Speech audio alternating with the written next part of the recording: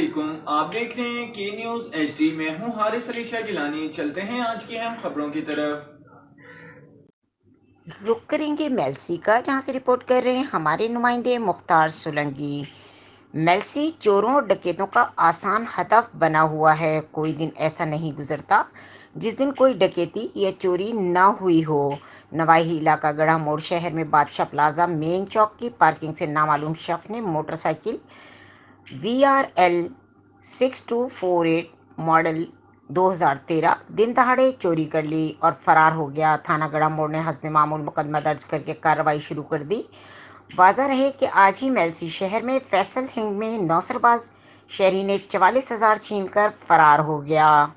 مزید خبروں اور اپڈیٹس کے لیے ہمارے ساتھ رہیے گا۔ تب تک کے لیے اپنا خیال رکھیے گا۔ اللہ حافظ۔